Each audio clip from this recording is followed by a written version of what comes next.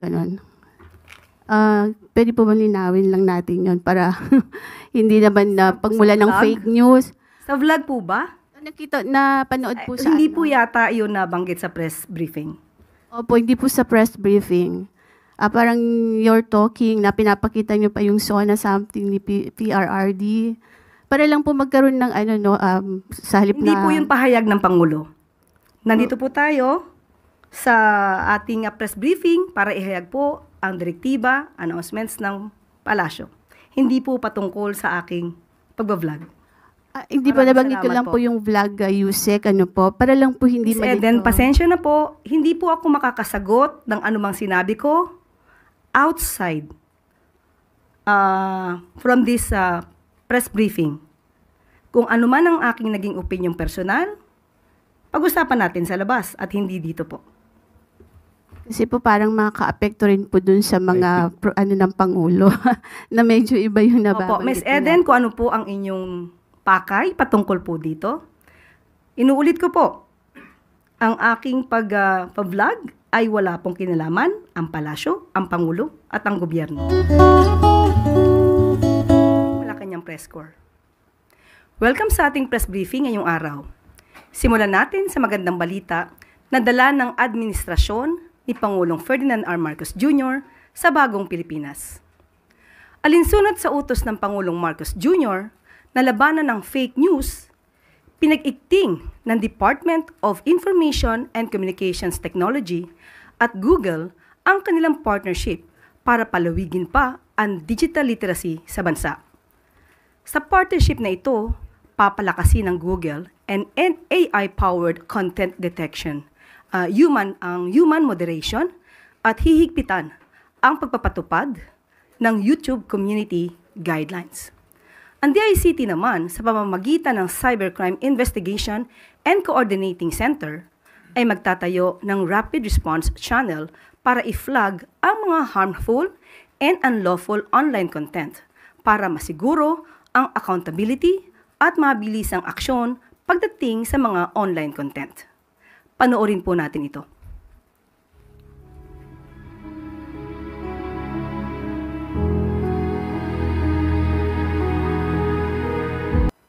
Isa pang good news, kaugnay pa rin sa labanan ng kontra fake news bilang patuloy sa pagsusulong ng katotohanan at responsableng komunikasyon para sa bagong Pilipinas, para sa isang ligtas at responsableng Digital Philippines, inilunsad ng Philippine National Police ang The War for Truth at ang Joint Anti-Fake News Action Committee o JAFNAC. Katuwang ang Presidential Communications Office sa pangunguna ni Secretary J. Ruiz. Sinabi ni Secretary Ruiz na bubuo ang ahensya ng Interagency Task Force para labanan ang online misinformation at disinformation. Dagdag pa ng kalihim na nakikipagtulungan na rin ang PCO sa DICT, PNP Anti-Cybercrime Group at DOJ para mabuo ang framework na mag-uubliga sa mga social media platform na labanan ang disinformation. Ayon naman kay PNP Chief General Romel Francisco Marbil, 3 uri ang kasinungalingan. Ang hinaharap natin ngayon, ang una ay ang malinformation, disinformation, at misinformation na sumisira sa tiwala at demokrasya. Dagdag pa ni General Marbil, hindi laban sa kalayaan sa pamamahayag ang kampanya nito, kundi laban sa kasinungalingan. Nananawagan siya sa lahat ng maging tagapagtanggol ng katotohanan para sa kapayapaan at kaligtasan ng bayan.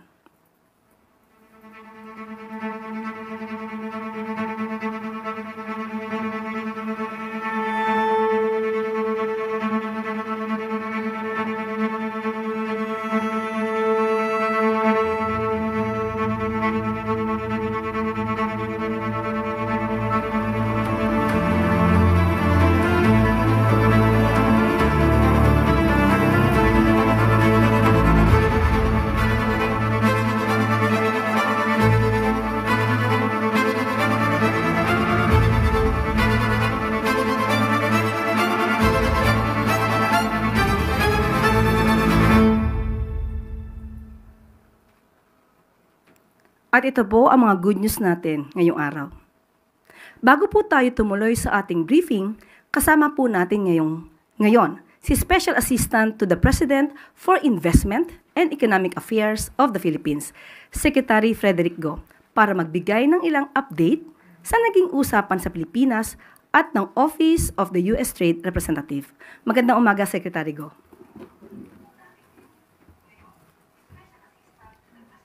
Magandang hapon sa inyong lahat.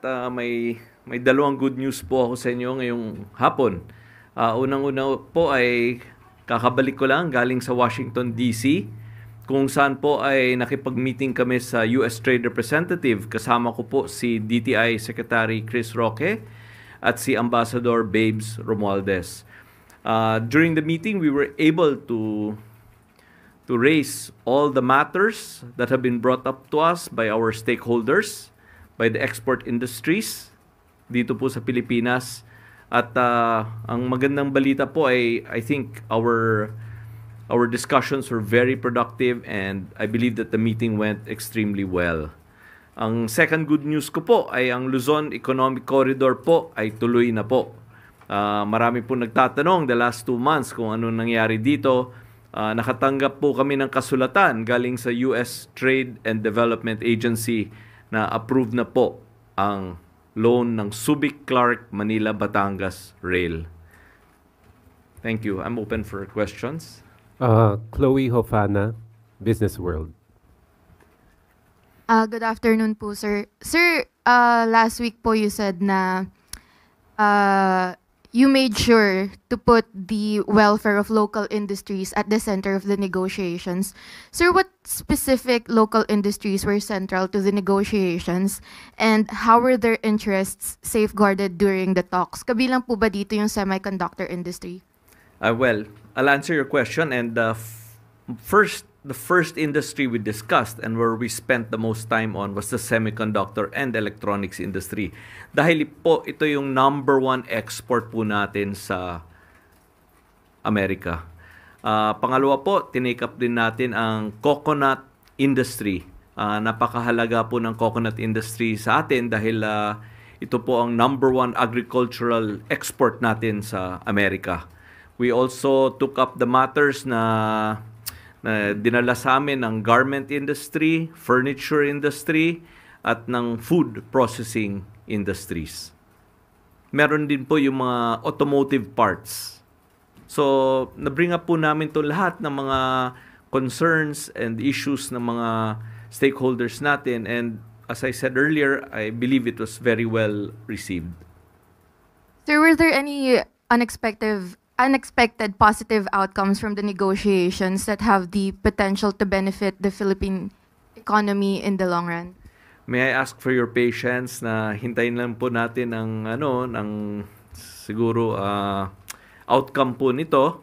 What I can tell you po is that the technical working groups, so the Foreign Trade Office of the Department of Trade and Industry is taking over from here, discussing with their counterparts at the USTR office to be able to work out the details of whatever discussions we have.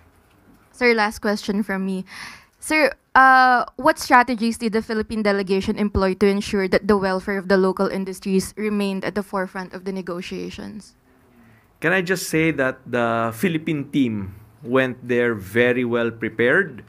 We met with all the stakeholders of the various industries before we went. We discussed also with a lot of our other cabinet members po para pagpunta po namin ay napaka-kompleto po ng aming discussions at walang naiwan. Sorry sir, last na. Meron pa po ba tayong next na meeting with the USTR? The technical working groups now will be the one to meet. In particular, if you want to know, it's USEC Alan Hepty of DTI that will be continuing with the discussions with his counterparts at the USTR office. So meron pa pong next na travel to the US? Ako po, hindi ko pa po alam. Sila po technical in this day and age, meron naman tayong Zoom, meron din tayong email, meron din tayong telepono. Siguro, pero to answer your question directly, I guess there will be future trips. Yeah. Thank you, sir. Noel Talakay, People's Television. Good morning, sir.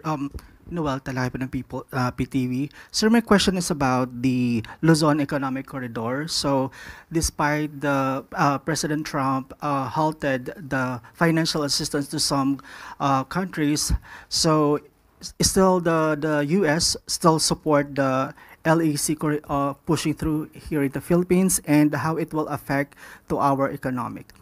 Well, yan ang magandang balita po, no? Alam po natin na maraming programa ng Amerika ay natigil, no? Pero ang Luzon Economic Corridor po ay tuloy. Kaya natutuwa po kami when we received the letter from the USTDA. And as you know, this Subic, Clark, Manila, Batangas Rail will be very important to industry and trade, no? Kasi this will link the most important ports in our country. The Subic Port, the Manila Port, and the Batangas Port together comprise over 80% of all volume of port traffic in our country. That's why the Subic, Clark, Manila, Batangas Rail is extremely important to our development. Sir, one more question. How much the loan that the U.S. provided to us? $3.8 million po. Thank you. Alexis Romero, Philippine Star. Secretary, you described the meeting with the U.S. Trade Representative as productive and it went extremely well. Meron bang pinangako yung U.S. sa atin during that meeting, given that you seem to be very happy with the outcome? I think at this point, the technical working groups have to get together. But if I may also share po that all these trade negotiations are covered by a confidentiality agreement. So pagpasensyahan niyo po kung wala po masyadong detalyeng maibigay. Pero given that na naging positive yung inyong naging review sa naging meeting, what concrete achievements or accomplishments were attained during those negotiations? Kasama na po yun sa confidentiality agreement. Okay. Sige po. Salamat po. Thank you. Maricel Halili, News 5.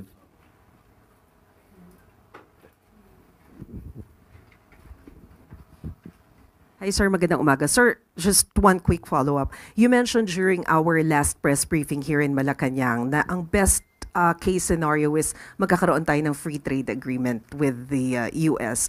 How far are we from that? I think we have to let the process take its place. No, we have to let the technical working groups work on a framework for discussions. I think both sides will have to work together to put a framework before the 90-day moratorium period is over. No, so we should allow the process to take its place before we can go further. Sir, how soon natin malalaman yung possible outcome dito sa negotiation? Hard for me to predict, no, because there are two sides that need to get together to agree. Hindi naman to purely on our side kung anong gusto po natin. But there is that 90-day moratorium period, so there is a date towards which I believe both sides will work towards coming up with a framework before that period is over. Thank you, sir. Thank you. Pia Gutierrez, ABS-CBN. Sir, you were talking about yung 90-day moratorium period. Siguro by the end of the moratorium period, with the way the discussions happens, you're very happy with the negotiations. What's the best possible outcome that we are expecting? Do we maybe expect a reduction of the 17% tariff rate? Siguro, ma'am, we have to wait for the outcome of that process. Thank you, sir. Thank you. Last question for Secretary Go. Sam Medenilia, Business Mirror.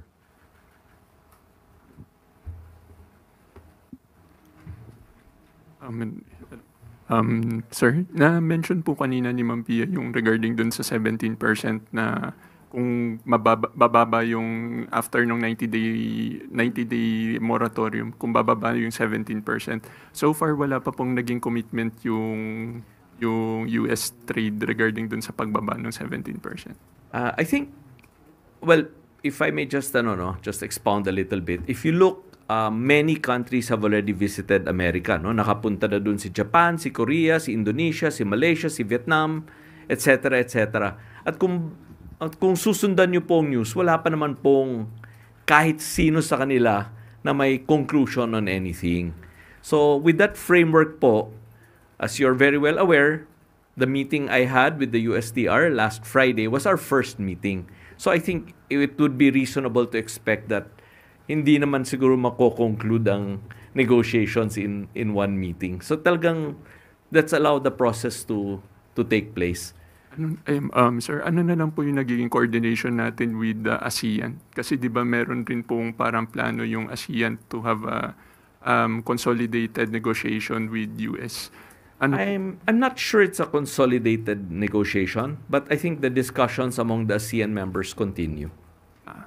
Sige. Thank you po.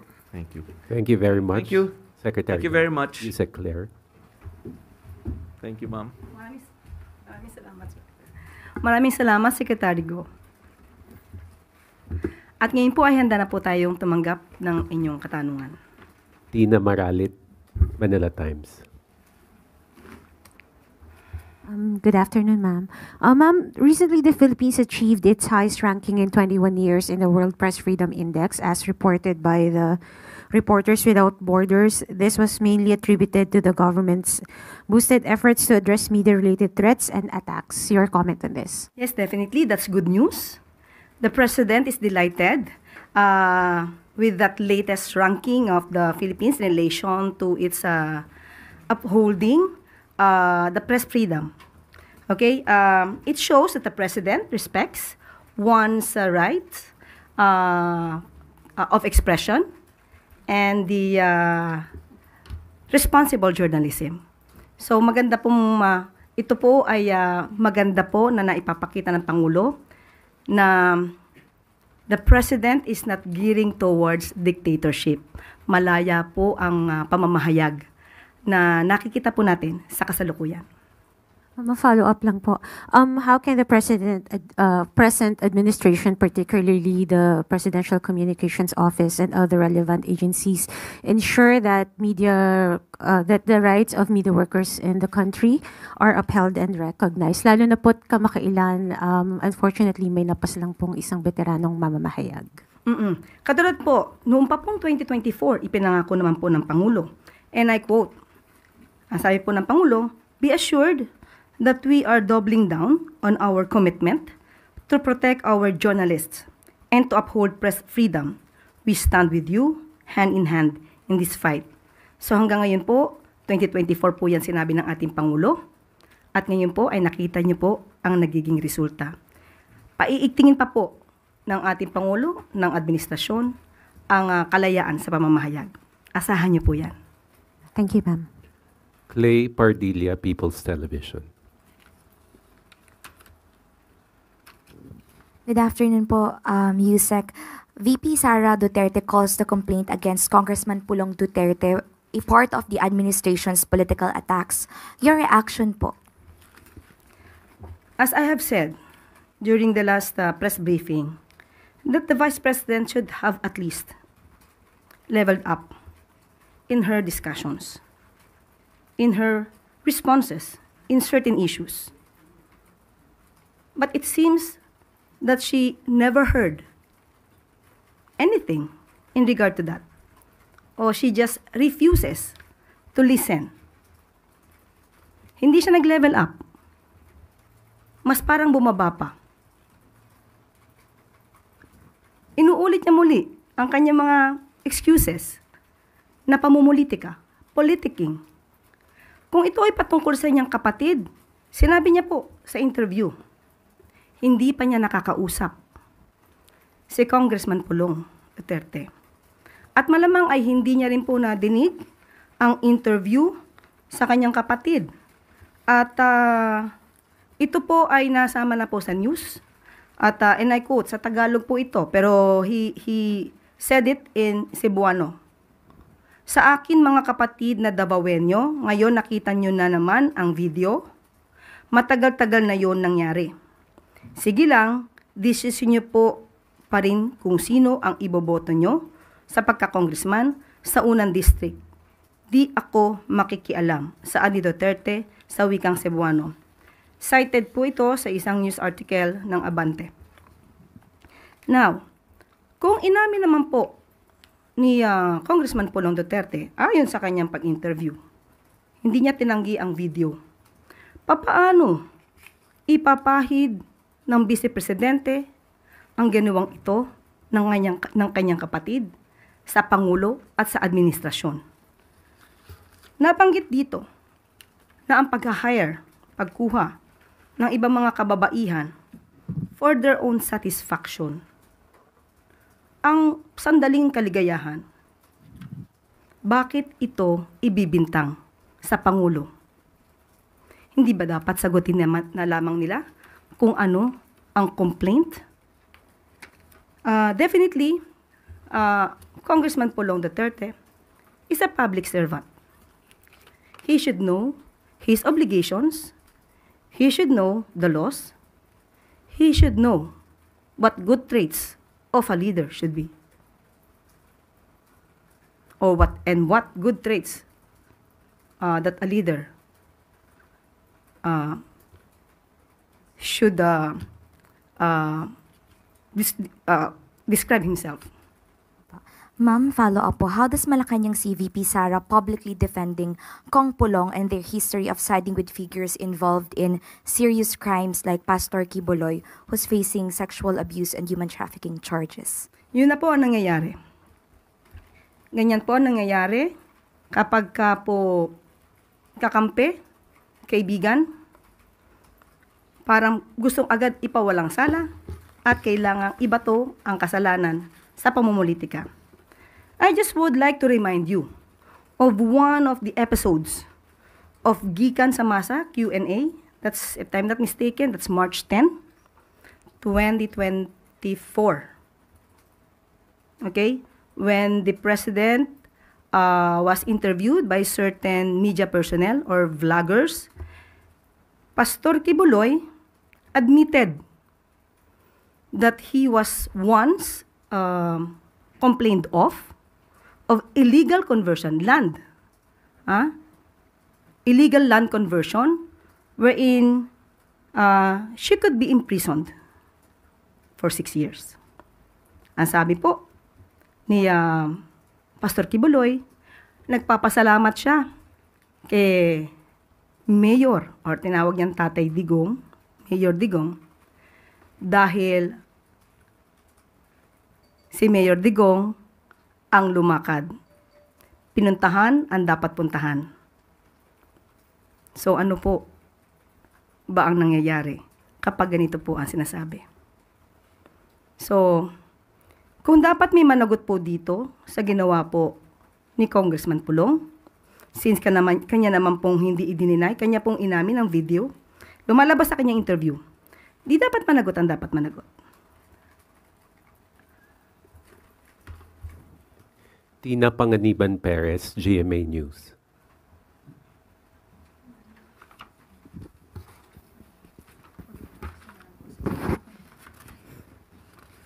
Good afternoon po, Yusek.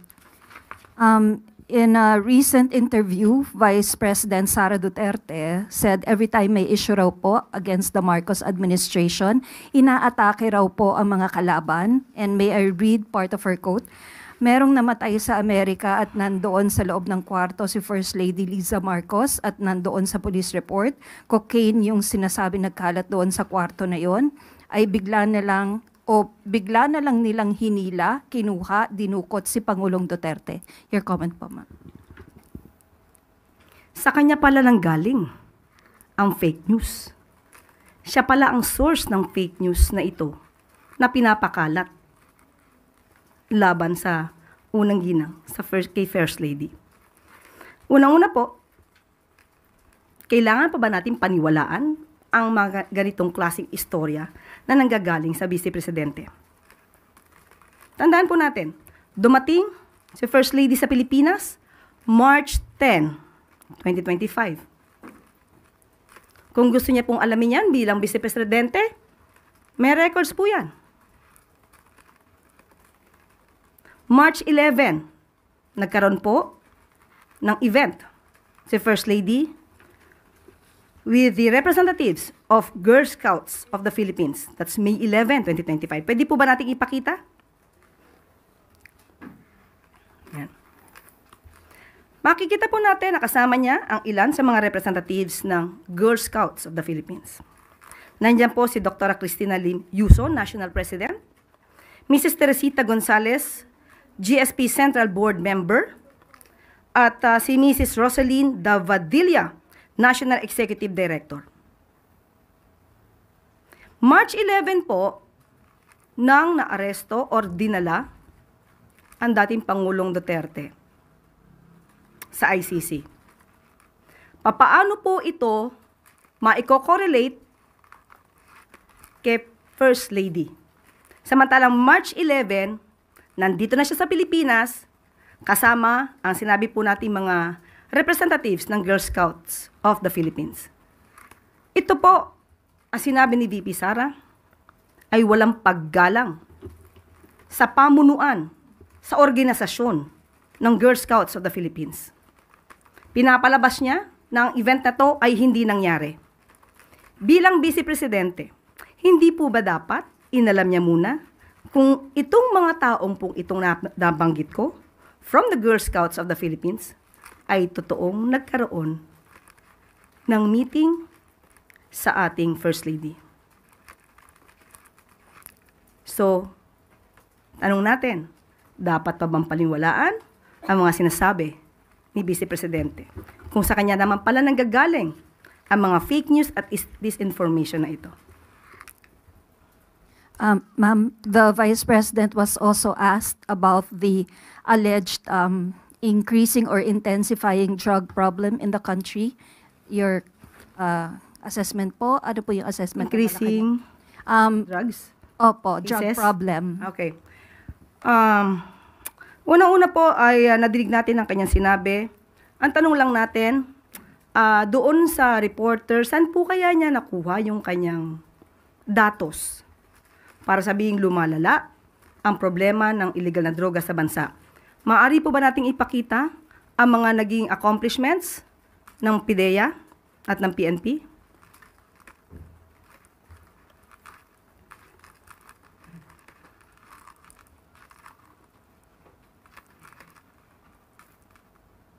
Makikita niyo po sa screen kung ano po yung mga nangyari at naging accomplishments po ng PIDEA at PNP.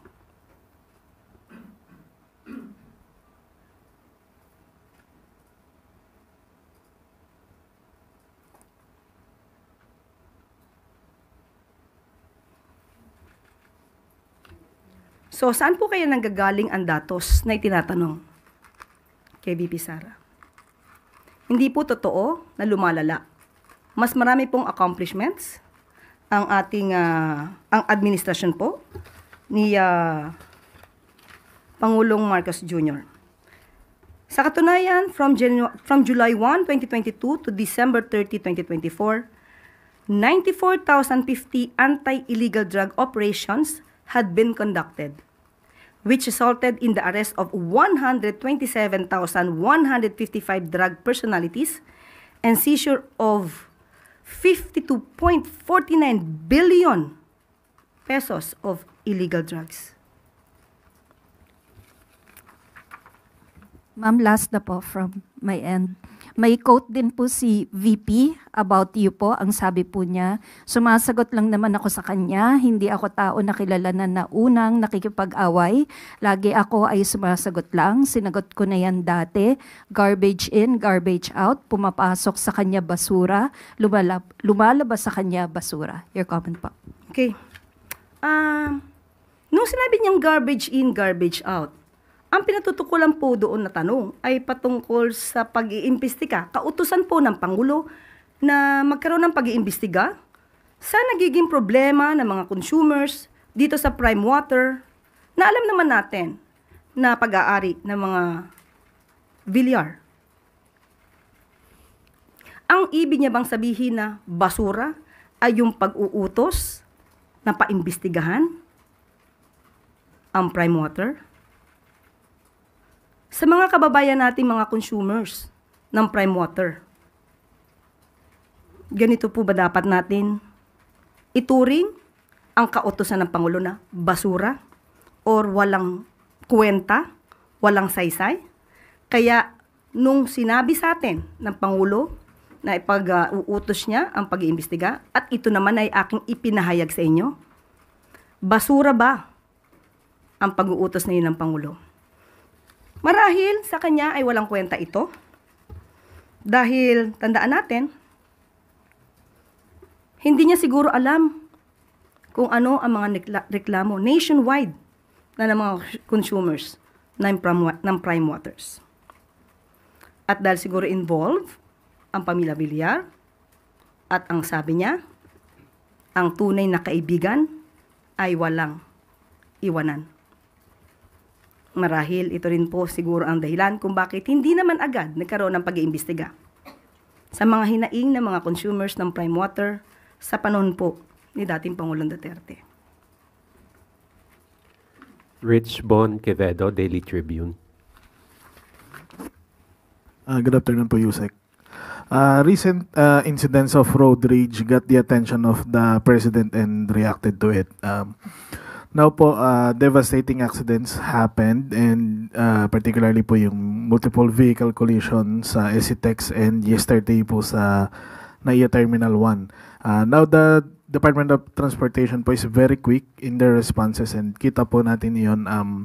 My question po is there a particular reaction po ba coming from President Marcos? Opo, of course, kinakalungkot po ang mga nangyari. Lalo po may mga buhay po na nawala. May mga kababayan din po tayo nasaktan. Hindi magandang balita po ang ganitong klaseng aksidente. At dahil sa pag-uutos po ng Pangulo, na mabigyan agad ng hustisya ang mga pamilya na nasawi. Umaksyon po agad si Transportation Secretary Vince Dizon at siya po ay nagbabala at nagbigay na rin po ng agarang pag-uutos patungkol po sa regular and mandatory drug test for public utility vehicle drivers. Effective immediately. Napakaganda pong kautosan po yan. At yan din po ang direktiba po ng Pangulo para po maiwasan kung ano man po ang maaari pang mangyari na aksidente. At dapat po ang mga motorista at ang mga commuters din po natin ay mag-ingat po sa pang-araw-araw nilang pamamasada at pagsakay sa ating mga PUVs. Follow up lang po, ma'am. Earlier po sinabi rin po ni Secretary Dizon na, and I quote po, the people do not feel safe on our streets and that President Marcos has directed him to fix it. May details po ba on added directives coming from the President? Yun po, maliban po sa sinabi natin ay magkakaroon po ng pag-aaral at alam po natin ay ipapatupad ito ng reduction of driving hours for public utility bus drivers. Dapat pag-aralan po ito kasi tandaan po natin kapag sobra po ang oras ng pagdadrive ng isang driver, maaari po ito makaapekto sa kanyang kapasidad na mag-drive ng maayos at titignan po nila kung anong oras ang nararapat. At kung kayo naman po ay magdadrive, kung 6 na oras kayo nagdadrive, siguro mas maganda po yung nung gabi na yon bago kayo magdrive, wag na po kayo magpuyat o uminom.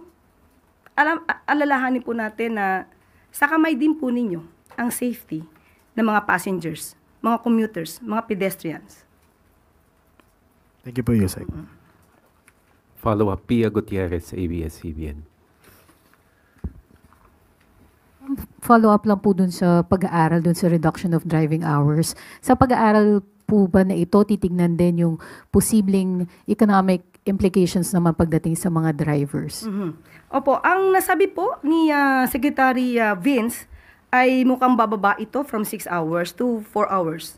Hindi pa lang po natin alam kung ito po ngayon ay final na. Pero tama po ang inyong suggestion, Ms. Pia. Siyempre po kapag po nagbawas ang oras, bawas din po ang kita ng drivers. Kaya mas maganda pong masusing pag-aralan to. para sa mga drivers at para na rin sa mga commuters at passengers.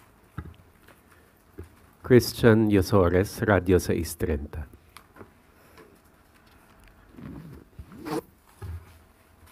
Ganang hapon, Yusek. Can you confirm lang po yung report na nagpatawag daw po ng spiritual at planning session si Pangulo sa mga cabinet officials nitong Sabado? Ano pong napag-usapan at nailatag na plano sa session? Well, maganda po kasi nagkakaroon din po ng mga pagsasama-sama ang Pangulo at ang kanyang mga cabinet secretaries. Opo, nagpatawag po nung Sabado at of course, nabigyan sila ng spiritual guidance para sa kanilang pagtatrabaho, hindi lang para pang bilang isang public servant, kundi para bilang isang individual. At hindi makakalimutan ni Secretary Sani Angara ang sinabi ng Pangulo. And I quote, "Walang tulong o pabor ang masyadong maliit para sa publiko at para sa isang kalihim ng departamento. God is in the details." End quote. So maganda po ang nangyari pong ito dahil unang-una po very light moment naman po ang nangyari at may paggagabay po spiritually. One follow-up lang, ma'am. Pero meron po bang ibinilin or specific instruction si President sa mga cabinet officials, lalo na po ngayon na we're halfway na po ng administration? Unang-una, hindi po siya kasi cabinet meeting. Of course, pag-uusapan kung paano ba maipapatupad ang anong dapat ipatupad para sa taong bayan. Pero aside from that, it's more on spiritual guidance ang nangyari po. Tuesday New DZBB. Hello ma'am, pwede pong maitanong ko sino po yung spiritual personality na nag-conduct sa kanila ng spiritual guidance? Dumating po si Father Tito Kaluwag. Opo. And how long po yung duration ng spiritual guidance? Sa ngayon po, wala po akong detalye kung gaano katagal ang nangyari pong spiritual session. Eden Santos, Net 25.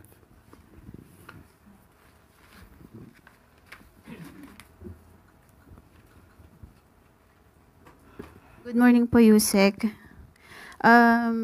Binatikos po ni dating presidential spokesperson Attorney Harry Roque yung anyay lantarang katiwalian ng mga Marcos sa gitna po ng investigasyon ng Hong Kong sa umano'y gold-linked money laundering activities. Ito po yung nabanggit din sa isang media entity dito sa Pilipinas, bukod po doon sa mga report from Hong Kong and Taiwan. Nakarating na po ba ito sa kaalaman ng Pangulo? Ano po yung kanyang reaction kaugnay nitong panibagong allegation po na ito? Wala pong katotohanan. Yun lang po. So you categorically deny po ito? Walang katotohanan.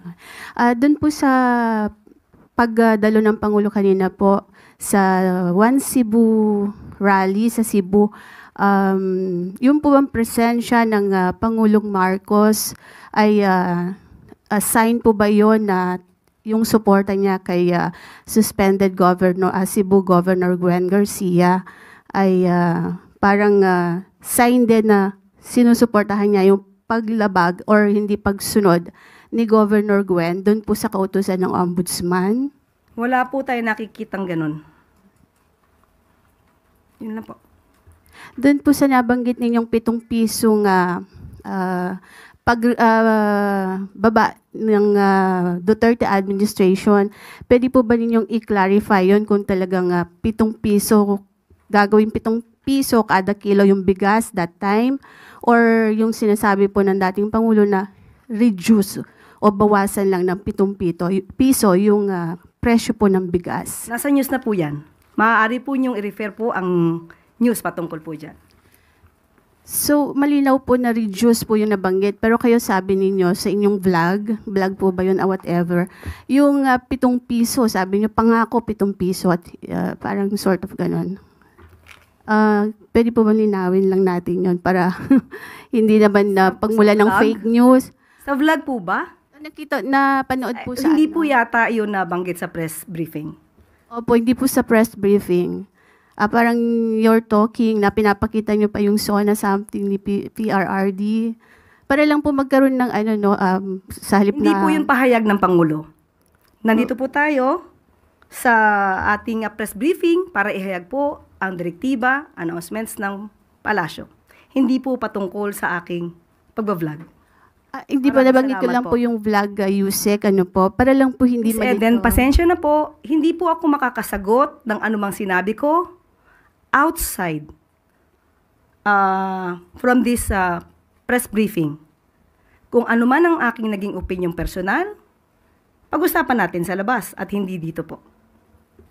Kasi po parang makaka-apekto rin po dun sa mga ng Pangulo na medyo iba yung nababanggit. Opo, Miss Eden, kung ano po ang inyong pakay patungkol po dito, inuulit ko po, ang aking pag-vlog ay wala pong kinalaman ang palasyo, ang Pangulo at ang gobyerno. Let's move on. Thank you. Alvin Baltazar, Radio Pilipinas.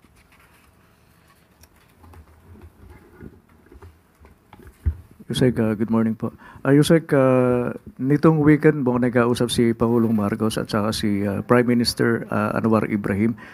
May we get some details kung ano po yung napag-usapan nila aside from economic and security? And isasabay ko na rin, Yusek, yung tanong na nabanggit din ni Pangulo na sabi niya makikita sila sa ASEAN Summit this coming May. Kailan po ang alis ng Pangulo para doon sa ASEAN Summit? Ang summit po ay gaganapin sa May 26 to 27.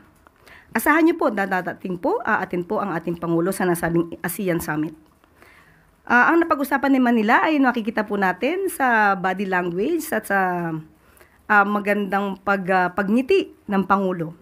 Ibig pong sabihin ay napag-usapan nila mga hamon sa ekonomiya at seguridad na maaaring kaharapin po ng ASEAN. At nais po din nila kung ano man po ang issues patungkol po sa ekonomiya at seguridad, maipagpatuloy po ito at mapag-usapan sa ASEAN Summit ito po sa Kuala Lumpur. At kung di po ako nagkakamali, nabanggit din po na wini-wish po ni Prime Minister ng good luck ang ating Pangulo sa darating na eleksyon. Last question, Ann Soberano, Bombo Radio. Yusek, good afternoon. Yusek, reaction lang from the palace. Sa SWS survey kasi na isinigawa noong April 11 to 14, sinasabing 93% ng mga Pilipino ang susuporta sa mga kandidato na nagtataguyod ng mas maraming oportunidad sa trabaho, pagpapalakas ng agrikultura upang dumami ang produksyon ng pagkain sa bansa. Masaya po tayo, masaya po ang Pangulo na ganyan po ang nagiging resulta dahil ang mga botante po ngayon ay nabubuksan na po ang isip kung sino ba dapat ang kanilang iboboto. At ito mga nasabi po na mga kagustuhan ng mga boboto para sa isang leader ay nakikita po sa mga miyembro po, mga senatoriables po ng alyansa. Alyansa na ang mga pangalan ay binanggit ni Pangulong Marcos Jr. dito lamang po sa katatapos na campaign sortie sa Cebu.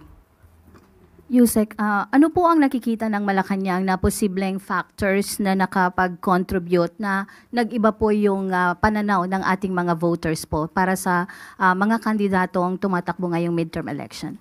Nakikita po siguro nila kung ano ang naitutulong ng pamahalaan, especially patungkol po sa agrikultura.